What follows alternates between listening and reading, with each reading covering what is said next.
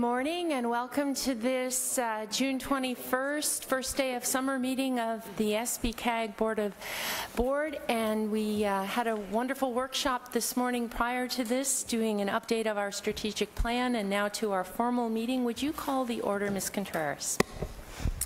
Director Williams? Here. Wolf? Here. Wolf. Adam? Here. Levanino? Here. Richardson? Here. Lizaldi? Here. Mosby? Here. Bennett? Here. Clark? Here. Murillo? Here. Patino? Here. Sierra? Here. Lowe? Here. And Chair Hartman. Here. Please stand for the pledge. Ready? Begin. I pledge allegiance to the flag of the United States of America and to the republic for which it stands, one nation, under God, indivisible, with liberty and justice for all. And I believe we do have some public comment on matters not on today's agenda. And this is the time. And Ms. Contreras? Chair Hartman, we have one public comment speaker, Mr. Frank Peters. Good morning, Madam Chair, SBCAG board members. My name is Frank Peters. I'm with Santa Barbara Bike Coalition. It's often said that the best thing we can do is to get our elected officials out for a ride. So last month during Cycle Mania, I organized rides with Mayor Murillo, Mayor Richardson, and Mayor Shaw. And a good time was had by all. I was. And I learned two things I wanted to share. One is stop for lunch. And all the bike rides I've organized, I never stop for lunch. People love that. The community of breaking bread was something I learned this time around. But number two, probably more important, was I've got to plan well in advance if I want to engage you in these rides. You have busy schedules. So, for example, Mayor Murillo and I started coordinating in April such that May 1 we had a plan, a ride, and a proclamation. Next year I plan to start working early and potentially engage more of you in bike rides in your district. Now, speaking of advanced planning, I put one of these on your desk there. May I draw your attention to it? Last September, I organized a 5-day trip to Portland, and that included members of SB Bike, Traffic Solutions, and Santa Barbara Mayor Pro Tem Dominguez. The goal was to learn best practices from our peers in bicycle advocacy, ride their bike share bikes, experience their excellent infrastructure, and meet with their city transportation staff. It turned out to be a smash success. Because it was 5 days, it was also expensive, though. After we returned, I heard from Goleta Councilman Kyle Richards. He was disappointed that he didn't get invited. I felt terrible. So this year, we're organizing a 2-day trip to Santa Monica. The objective will be the same: ride the bike share, the infrastructure, meet our peers in bicycle advocacy, and learn from their transportation staffers. Because it's not that far away and the cost will be low, I'm hoping to include a wider audience this time around. Perhaps some of you care to join us. So take a look at the flyer, bring it back to your district perhaps, and perhaps you'd nominate someone to join us. Mark your calendar, October 12th and 13th. Thank you very much. Thank you. I'd like to note that I saw Mayor Murillo with a suntan, and I saw Mayor Richardson on the front page of the Santa Ynez Valley News leading a big pack of cyclists, and very impressive. Thank you. I have to admit, it was stressful. I hadn't ridden a bicycle, I think I said, since I got a driver's license. and I cheated. I had an electric bike, so it made it a whole lot easier. Looked like a lot of fun. It was. I did have a wonderful time. But it's even lower carbon than your Volt that you drive, Mayor Richardson, so that's even more awesome. Okay, turning to our consent calendar, I'll just summarize, and then if anybody else has anything they would like to pull, they can tell me. But we'll have a separate vote on E and F when Supervisor Williams recuses himself. On H, we need a motion to continue, and on I, we will there's a new attachment A, and so we'll have that read into the record and describe that. Are there any other items on the consent agenda that anyone wants to have pulled? Pull? Okay. And I'll move the balance of the agenda, including the continuance of H. All right. All right. And we don't have anybody in North County, so all in favor say aye. Aye. Any opposed? Motion passes. And then I'll briefly step out for E and F, but I'll tell you that the good news is the FBPC, after a year of trying to convince them, is going to let me vote on most of the 101, just not the segment closest to my house, which was a no-brainer. So you'll be there for the next workshop. Yeah. I see some lights on, but I'm not sure. Is it Mayor Murillo? Oh, please. We'll move E and F. May I have a second? I'll second. All in favor say aye. Aye. Any opposed? Motion passes. So Supervisor Williams can come back. Would you read I into the record, and then we'll have Director Kern explain the new attachment, or one of her staff? Certainly. For I, Measure A South Coast Bicycle and Pedestrian and Safe Routes to School Program. 4.1, approve and authorize the chair to sign amendment number 2 to the Measure A South Coast Regional Bicycle and Pedestrian and Safe Routes to School Program Cycle 2 Cooperative Agreement with the City of Carpinteria to extend the timely use of funds deadlines. And 4I2, approve and authorize the chair to sign amendment number 2 to the Measure A South Coast Regional Bicycle and Pedestrian and Safe Routes to School Program Cycle 2 Cooperative Agreement with the City of Goleta to extend the timely use of funds deadlines. And 4I3, authorize the chair to sign amendment number 1 to the Measure A South Coast Regional Bicycle and Pedestrian and Safe Routes to School Program Cycle 2 Cooperative Agreement with the City of Santa Barbara to extend the timely use of funds deadlines. Thank you. Madam Chair, members of the board, we attached the wrong attachment. It was the wrong version, so we emailed the correct version to you. So the actions remain the same. It's just the documentation to back it up is corrected. Okay. Any comments? May I have a motion then to approve Measure I with the changed attachment A? All in favor say aye. Aye. Any opposed? Aye. Motion passes. So that completes the consent calendar. Turning then to item number 5. Would you read that into the record? Oh, that's, yes, please read that into the record. Thank you. Item 5, recognize Director Helene Schneider. Recognize former Director Helene Schneider for her years of service on SBCAG.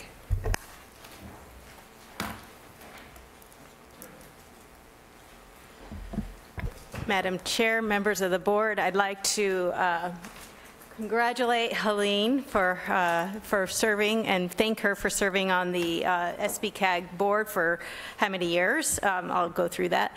Helene was elected to the Santa Barbara City Council as a top vote getter in 2003. 6 years after she was elected, Helene was elected mayor of Santa Barbara, a post she held for 8 years. Helene served on the SBCAG board from 2010 to 2017. So 17 years. Wait, no, 7 years. Okay, thank you. My mental math calculator. Got through the workshop. I was like, wow, she's not that old. She also represented SBCAG on the SBCAG board as a representative to LoSAN, the rail, and the Coast Rail Coordinating Council. During Helene's tenure on the SBCAG board, she laid the groundwork and was a strong advocate for the new peak hour rail service that was connecting Ventura to Santa Barbara counties that began in April this year. She will be pleased to hear that only after 2 months of service, we are already meeting our 2-year ridership goal. Mayor Schneider also is continuing her public service career as a regional development manager for Cal State Channel Islands and regional coordinator for the U.S. Interagency Council on Homelessness. So with that, I'd like to thank Helene for her service to our community, and we have this beautiful gift we'd like to give you. I'm not into plaques because they kind of just sit and they get dust. So I got a nice vase with a nice set of flowers, and they're homegrown. So with this, I would like to thank you for your service, and if you'd like to say a few words, you're more than welcome to do so. Thank you. So we'll do that. Thank you so much. Thank you.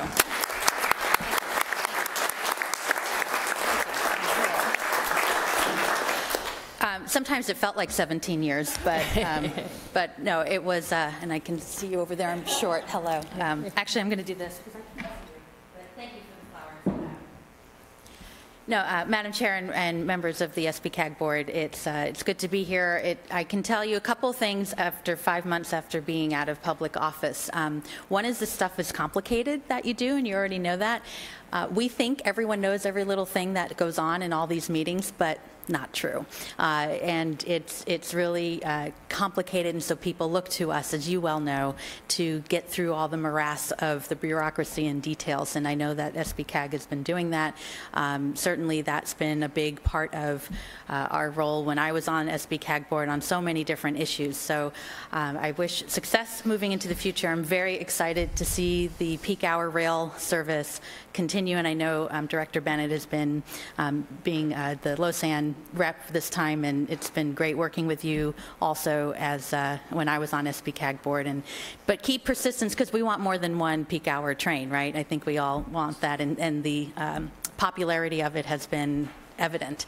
I'll just ask, and as you well know, I've been a strong advocate to make sure that the big picture and the smaller pictures all interline with each other.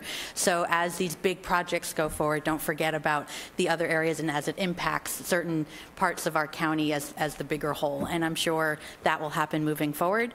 I have no doubt about that, but it was rewarding during the time at the City of Santa Barbara, and I know things are in good hands. And I want to first also congratulate Director Hart, will be soon to be Director Hart, moving from over here to over there in a few months, and you'll have a lot of good. Watch out for Lime scooters, apparently, throughout the county. I do watch a little bit of what's going on, but, frankly, as a member of the general public and one of your constituents now, it's amazing how much happens and the general public doesn't know. So as much as you can get that message out, the better. So thank you again. I really appreciate the honor today. So thank you.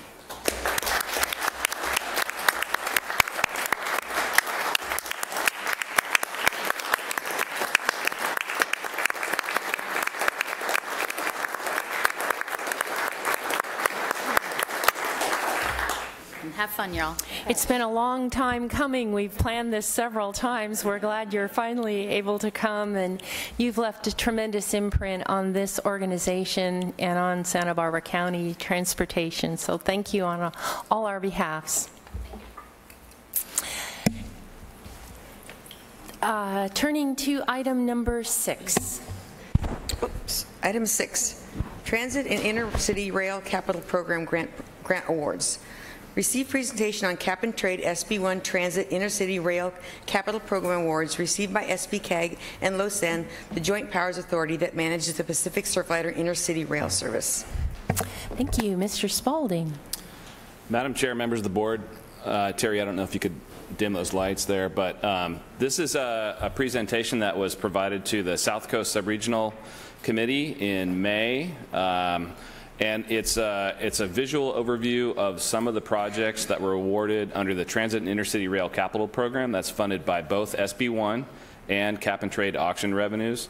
In April, $200 million were provided or were awarded to the Lausanne JPA, which is the rail corridor that oversees the Pacific Surfliner service, which is the second busiest rail service in the country. something I advocate. It's governed by a 9-member agency board. SBCAG is one of those members, along with San Luis Obispo and Ventura, LA, Orange County, and 3 agencies in San Diego County. Carries about 3 million passengers a year. We have 5 round trips in our region, 2 of which extend to San Luis Obispo. So with that as a little bit of an overview, again, $200 million was awarded under that program. It's the far and away the largest investment in the northern part of the corridor on behalf of the state. So really excited about a lot of this. I'm going to start with one of the projects that is not included in that $200 million, and that was an individual award of almost $400 million to LA Metro for what are called the run-through tracks in LA Union Station. So right now, this is LA Union Station here, and as I think anyone who has taken the train service through to San Diego or Orange County, trains come in from the north or the south, and they end in these tracks right here, which is causes a 15, 20, maybe 25-minute delay while the train has to turn around and back out. So one of the long-term projects for LA Metro is to run these tracks through. So this is an overlay of what the idea is. So what they're going to be doing over the next probably 5 or 10 years or so is run the tracks through here. The tracks run south here, and they're going to be building some elevated tracks connecting to this here so that the trains, both north and south, can run through there, and it will save travel time. It's a huge project in LA. The $200 million worth of projects are there's 6 of them, and almost all of them are in Ventura and Santa Barbara counties. So it's going to be tremendous help to us for increasing frequency and reliability, on-time performance in that sort of thing in the corridor. So what we have here is the Oxnard Transportation Center here and the Camarillo Station here. One of the projects was to create double track through the entire area here. So this is almost all single track. There's a very small siding that's actually not used right here. And this is going to allow a lot more flexibility for operations through that corridor. This is Metrolink territory in here as well, in that there are 3 southbound Metrolink trains that originate in Moore Park, which is East Ventura. So in addition to the 5 Surfliner trains and freight, there are 6, including 3 a.m. and 3 p.m. This is the Camarillo station. So this was built when Metrolink was developed in the 1990s. It's a double track station, but both tracks have never been used. So this creates a bottleneck in the corridor. The reason why they haven't been used is because the pedestrian overpass here, which was designed to allow both tracks to be used simultaneously, it takes too long for people to go from one track to another. So if a train comes in and you're on the wrong track, you don't have time to actually walk over that pedestrian overpass to be able to get to the train that you need to get to. For the first time in 25 years, the peak hour rail service has actually been using both tracks, and what that means is that the customers have to be aware of which track to be on. So the track on the left-hand side here is the one that our morning train uses, and that's designated, and it's working very well right now. It's the only train that does that right now, and there's a meet in the morning with a Metrolink southbound train. But Director Bennett and I took the train, the 9:30 a.m. southbound, and that one actually stops north of the station on the siding, waits for a train to pass through, a northbound train, and then backs up on that station, on that track, and enters on the track on the right-hand side. So imagine how frustrating that is whenever that happens. The funding is for a pedestrian underpass to connect those 2 tracks. That's got to be ADA accessible, so there has to be enough room to construct a ramp. But especially on the train that I take and on others, that 9:30 southbound, it's going to save about 12 or 15 minutes, so that the train itself doesn't have to do-si-do on that track. Again, moving back to this particular area, again, this is all in Ventura County.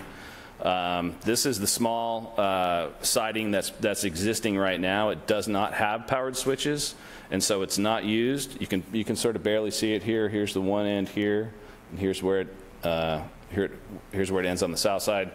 The idea is to extend it from the south side to the Camarillo station, and the double track starts right around the curve right there, and then extend it from the north side to into the Oxnard station.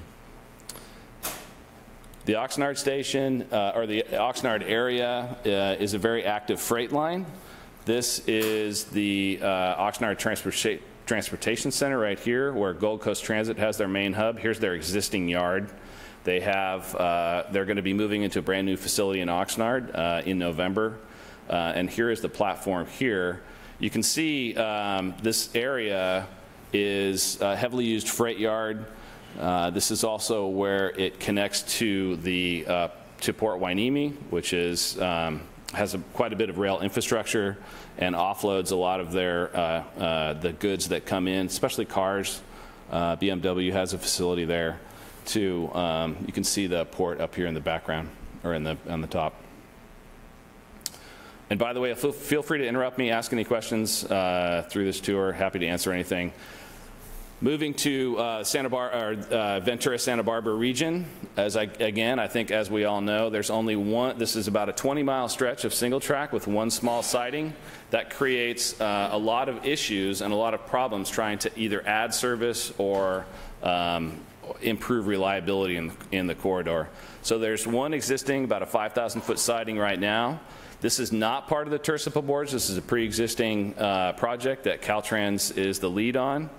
And the idea is to, or the project is to extend this to about 10,000 feet, which is the Union Pacific standard. There's the south end of it right there, and they're going to run it a little bit south here and then around the curve because the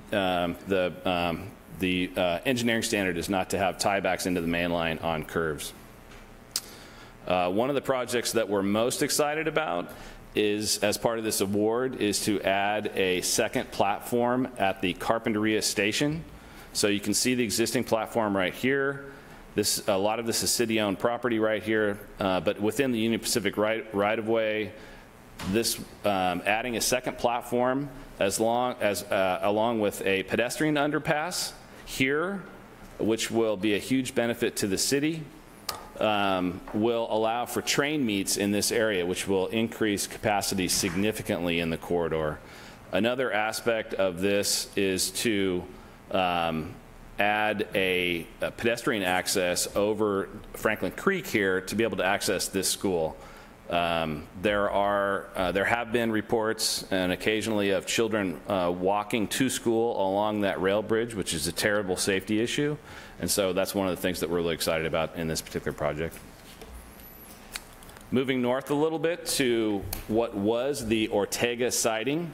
This was, again, about a 5,000-foot siding that was mostly removed as a result of what we think was an El Nino event in the 1990s.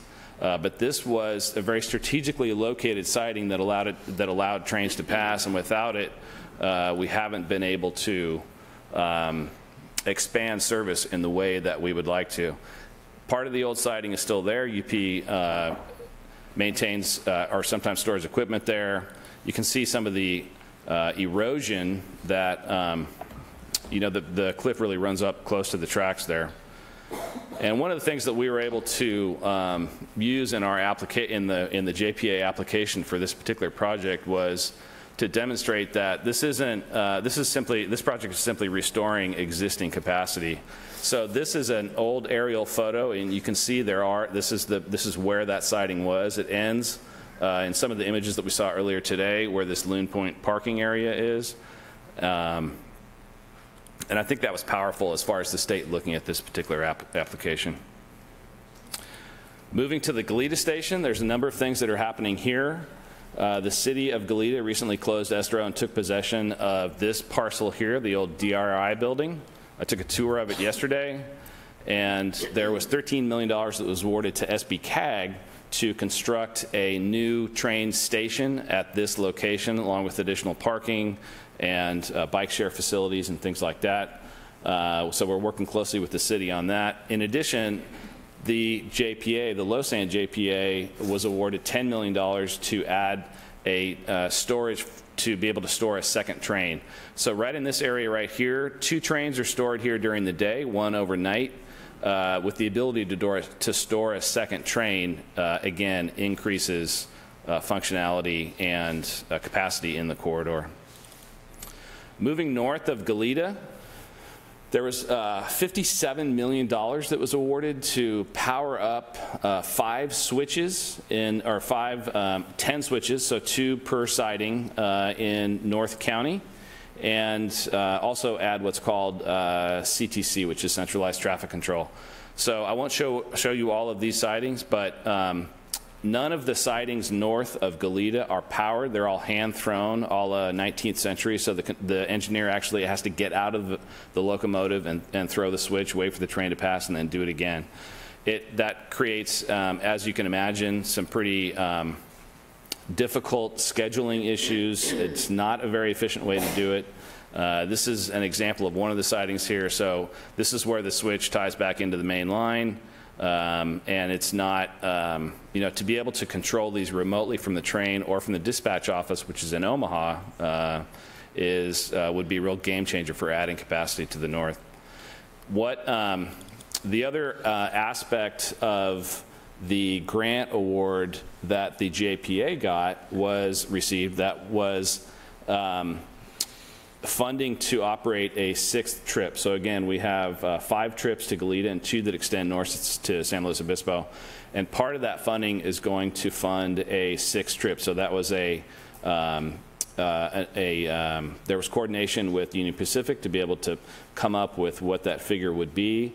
And that's going to allow that. We have an equipment issue, so we need to secure some equipment to be able to operate that 6th trip. But that trip is actually going to be from San Diego to San Luis. So significant increase for service north of Goleta, going from 2 to 3, and also for service to Goleta going from 5 to 6. So I think with that, I'm happy to answer any questions that anyone might have.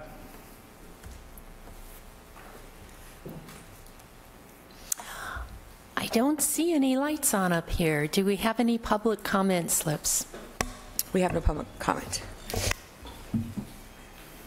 We don't have any. Okay.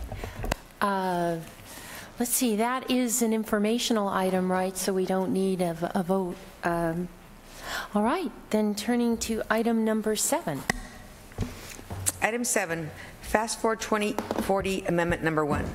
Hold a public hearing concerning proposed Amendment Number 1 to Fast Forward 2040, the Regional Transportation Plan and Sustainable Community Strategy, to add 2 projects, Santa Monica Road Via Rail intersection improvements and State Street undercrossing sidewalk and bike lane improvements.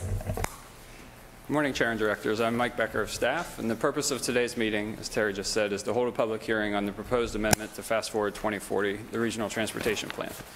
The amendment seeks to add 2 projects to Fast Forward 2040, which include intersection improvements at Santa Monica Road and Via Real in the city of Carpinteria, which is being added as a program project at the request of SBCAG, and State Street undercrossing sidewalk and bike lanes improvements project being added at the request of the city of Santa Barbara as an illustrative project. Fred Luna of SBCAG is here to answer any questions related to the Carpinteria project, and Dan Gollett of city staff is here to answer any questions related to the Santa Barbara project. As part of the amendment we're conducting today, we're holding a public hearing, as well as we are also holding a month-long public comment period. Notice was provided in the Santa Barbara News Press, via email, and on SBCAG's website. The comment period, which was a month-long, closes tomorrow. And also staff in consultation with council is currently preparing an addendum to the supplemental EIR for Fast Forward 2040 to satisfy CEQA requirements. The Joint Technical Advisory Committee will review the amendment during its July meeting, and following the consideration of any comments we receive, we will seek approval of the amendment during your July meeting. Again, today's purpose is a public hearing, and no action is required otherwise. I'm happy to take any questions. Project number 2, the undercrossing, yes, describes it as a Illustrative project, how is that defined? There's no funding currently allocated to that project. So the purpose of adding it to the regional plan is so that the city of Santa Barbara can pursue state grant funding for the project. So if it's a program project, we have funding identified and allocated for that project. If it's a planned project, we reasonably expect to have funding available in the future. And if it's an illustrative project, we don't know where the funding is going to come, but it's a desired project. Thank you. Madam Chair, may I ask Mr. Gullett to come up for the benefit of the board and the public to describe briefly what the project is? Thank you, Madam Chair. Thank you, Madam Chair. Dan Gullett. I work for the City of Santa Barbara Public Works Department and Transportation Planning, and we appreciate your board's willingness to consider this item and SBCAG staff's support on this item thus far. Just a brief description of what we're proposing. This is the segment of State Street between Gutierrez and Yananali. This is where the 101 crosses State Street.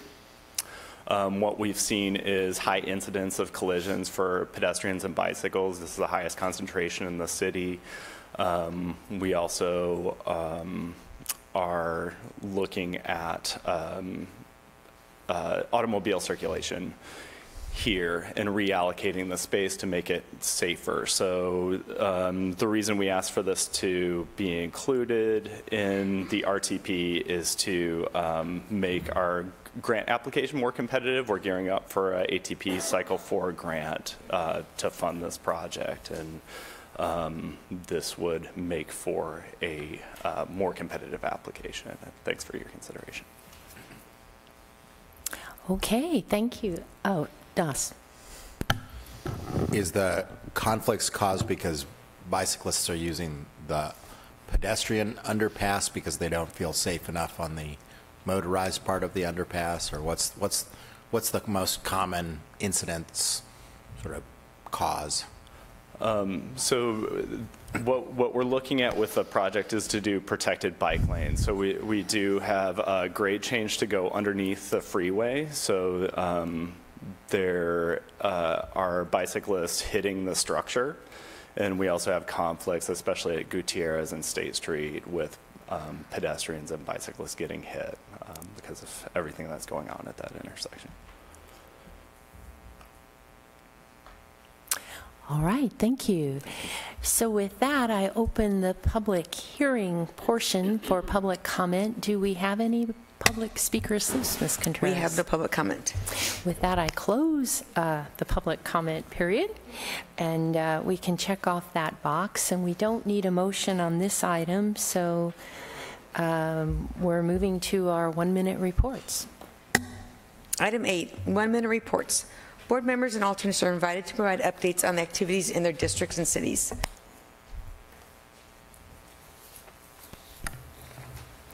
Mayor Murillo.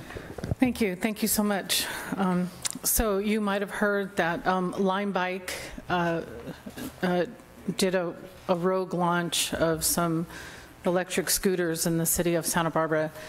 And in response, the city impounded their scooters because they didn't have permission to do that. And we were concerned about safety.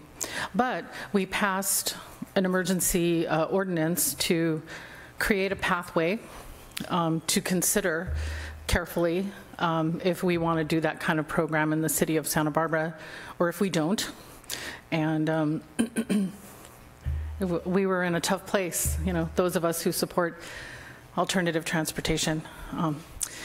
But the door's not closed. We just need more discussion, and we need to work with our staff and our public. It's our public right-of-way, our public streets, and some of us were concerned about people using the Lime bikes and not wearing helmets, and we have to look out for liability issues in the city of Santa Barbara. But you probably saw the news reports. I just wanted to tell the board that was an interesting week for us. Thank you, Madam Chair. Thank you. Mayor Richardson. You know, we won't have another meeting before the 4th of July, so I want to remind everybody that the 4th of July in Solvang is going to be an exciting time. Sponsored by the Rotary Clubs of the San Ynez Valley, we'll have a large parade, and of course I will be in it, and I expect to see many of you there so I can wave at you and maybe even throw chocolates. And then, of course, in the evening is the fireworks extravaganza that is a sight to behold. So we're inviting all of you and the public to be there on the 4th of July. Thank you. And I believe Mayor Sierra and I will also be there with you. Supervisor Williams. Well, since we'll do one of our biggest competitions in this county, which is about parades, because I have two overlap with two of my constituent cities of great parades that is coming up. One is the Carpinteria 4th of July parade, which is next Saturday at 4 p.m. I'm sure Al will be there. I will be there. You'll see me ragged after doing my yearly backpack trip with my daughter, but in red, white, and blue. And then this weekend, I'm sure we will have some city council members and myself in the Solstice Parade, our yearly test of our public service is to see how adventurous we can look for one day and what outfit fits. And as a new attraction to the Solstice Parade, my daughter will be in the Solstice Parade with me, my 2.5-year-old girl, so it'll be extra fun. Okay, seeing no more, we turn to our executive director. Madam Chairperson, members of the board, in case you didn't get enough transportation talk this morning with our little workshop, we are also participating in the Transportation Summit in the city of Carpinteria. The Carpinteria Valley Chamber is hosting it, and we've been invited to be a speaker to that, along with others from the city and Hannah Beth Jackson and the airport and the MTD. SB Bike, right? And SB Bike. So that should be fun if anybody wants to participate. I know a couple of you volunteered to be on our VIP list, so if anybody else would like to be on that list, please let me know. That's tomorrow. And then last but not least, I want to announce our 3 new employees. We have Jackie Mata in the audience. Raise your hand. She's our newest employee, but we have 2 more starting on July 2nd. These are replacement. Dylan Tunningson? Yes. Got it, okay. And Jared Carvalho? Carvalho, thank you. So those 2 gentlemen are going to start July 2nd, and I'll get their names right by that time.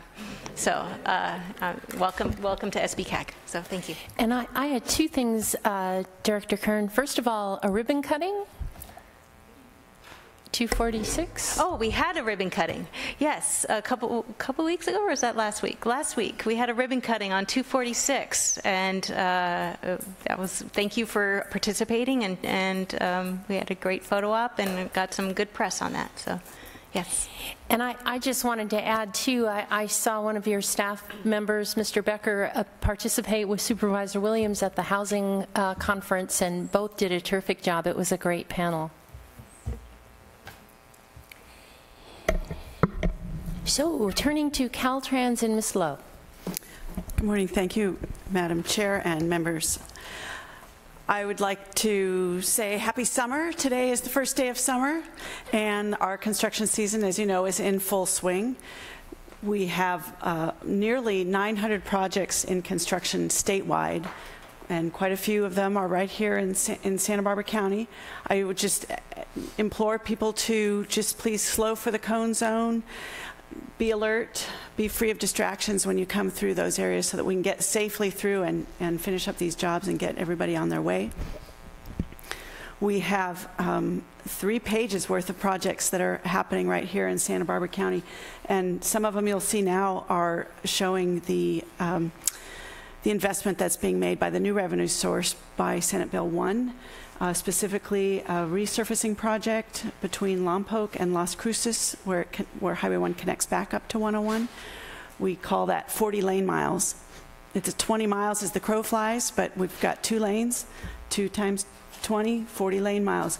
That project is going to bring some better longevity to the pavement there and the ride quality. The other SB1 funded project is the striping on 101. You've probably noticed a wider, brighter stripe, especially at night. You'll see a much higher visibility. It's more visible in the daytime as well, under rainy conditions, and the materials are longer lasting. So we're getting better sustainability and higher visibility out of those types of projects. Out on 192, as you know, we have crews working very hard to reopen Highway 192 with regard to the 6 bridges, and those in total we're expecting completion in the spring of 2019 on those projects. And one little highlight I'll point out on your report here that we provide, those projects are noted as the funding. It uses the term EFA. That stands for Emergency Force Account. But I would like to note that that funding comes off the top of our SHOP program. And we talk about, you know, what we have here for the SHOP, the State Highway Operations and Protection Program. That's what Caltrans uses, that goes above and beyond traditional maintenance that requires capital investment. So when we have emergencies like this, we tap into those sources of funds for that work. And we're proud to be able to do that and restore service to the communities out there. In the meanwhile, we still ask people to use 101 as a through way to get around that area in the near term. That's it. Any questions? Yeah, any questions, comments? Can you tell us a little bit more about how SB1 benefits the work you do and helps keep people moving on our highways and roadways, ma'am? And in terms of the funding and how you're taking advantage of that, and it's helping everyone. Yes, it is. Thank you for bringing that up. We're expecting $1 billion in funding over the next decade to come back into the system for pavement preservation, for bridge rehabilitation and replacement, for complete streets, for safety improvements. And this new revenue source really helps us get ahead of where we have been for many years, is a lot of deferred maintenance.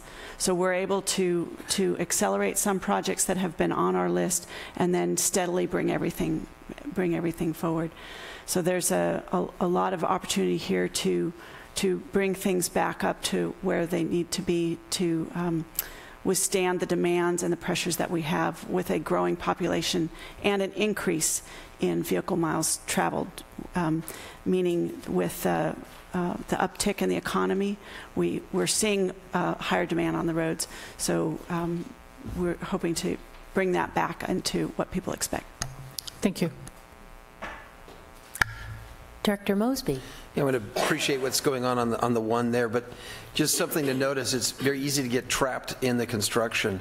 So sometimes they're noticing either after they've already initiated construction or the signage is in after you're already kind of trapped in to the construction. I got stuck with a 20-minute delay here the other day, not noticing it was happening, where you can shift around and go around the 246. They seem to be doing a little bit better with identifying that, but I think sometimes maybe they start the construction and they go out and put the sign out over there so you can get So this is regarding the notification to the traveling public about where the closure starts and the timing? Yes. Okay. And like I said, they seem to be doing better now, but I mean, I got stuck 20 minutes the other day on there to catch you off guard real fast. So I've heard that from other people. But again, I believe they are doing better, but maybe you could. I'll take that back and see if there's Thank you. where we can do that. Joe, just a quick one. I just wanted to thank you. Last month I asked Scott about the weed abatement on Highway 101. He got back to me immediately. The problem's been resolved. Buellton looks beautiful, and I just wanted to thank you. I'd like to comment on that too. That was that replacement pavement project is amazing. I expected it to be a rough ride after it was done, because it just seems like dropping slabs of concrete into the roadway wasn't the best thing to do, but it turned out to be really well done. So I want to thank you for that. that was on 101 in Buellton, and we were able, that was an emergency slab repair. And it worked out really well. Great. Thank you. Aren't you what do you call it, traffic engineer? I'll repeat that. I'm an amateur traffic engineer, and because I have a driver's license. I'm licensed.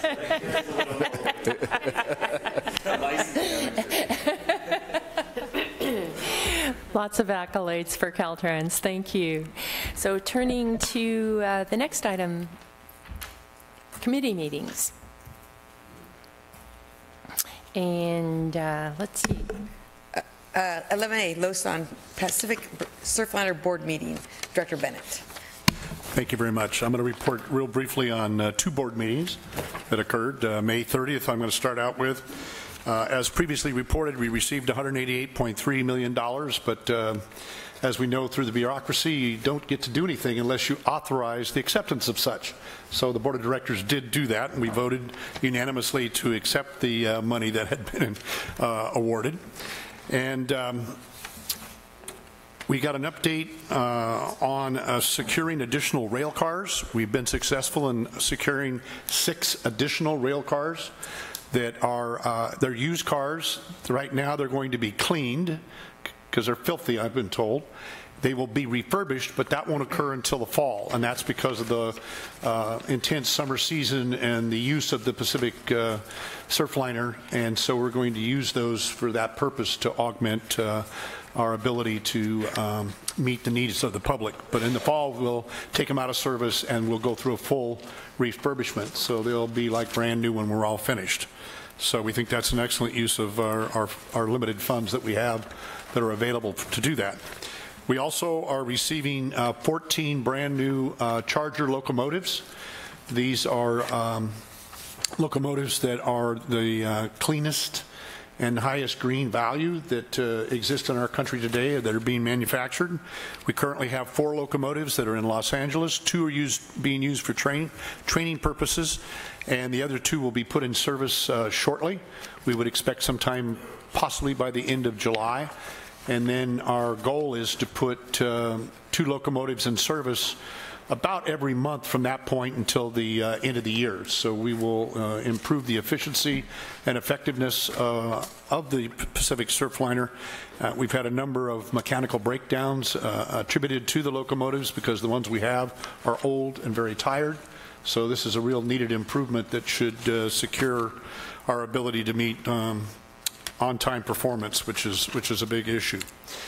And moving on to the meeting that we had on June the 18th, we approved the interagency transfer agreement with the California Department of Transportation for the administration of the Pacific Surfliner intercity passenger rail service. What this means is prior to 2015, the state used to run it. And because of legislation, we took over the operation and management of Pacific Surfliner. And so this was a required approval so that we can continue for another 3 years with options to continue after that. So we approved that particular item. And we've been very successful in the operation of the Pacific Surfliner, so we're very pleased on how things have been going forward. And we also approved an agreement with the support agreement with the Orange County Transportation Authority. It's through that organization that we have our staff, which is employed by the Orange County Transportation Authority. It's kind of a confusing way of having things put, pieces of the puzzle put together, but it's the least costly means of administering the rail authority. And we've so far worked reasonably well with the Orange County Transportation Authority, and it's not an easy process. But in any case, I think we've made the best of what we have, and it seems to be working for us, and we're able to administer the program, I think, very effectively at this point in time. So those were the major items that the board approved and worked on for those 2 particular meetings, and I'm ready to answer any questions if anybody has some. Sure. When When are, I know that obviously UP also needs to agree to it, but when are you guys going to talk about when that 6th train is going to run? And what's your, what's your thoughts, your strategy? Well, it's going to be a study that's going to be done, and we're going to look at all of the current rail times that we have. So it's, as some have described, and Scott's been really good at this describing to me, it's like we're going to throw it in the air and let it all land, and we will see how everything will work out and how we can coordinate this. As you might imagine, it is an incredibly difficult process to coordinate with all the users of the corridor, because it's not just us. It's also, especially when you get to Union Station going south to San Diego, it becomes incredibly complex. And you have private owners and public owners, and there's about a half a dozen altogether, and you have to coordinate with them. So it's not an easy process. We're going to get through it, and we will come up with a plan to be able to add that 6th trip.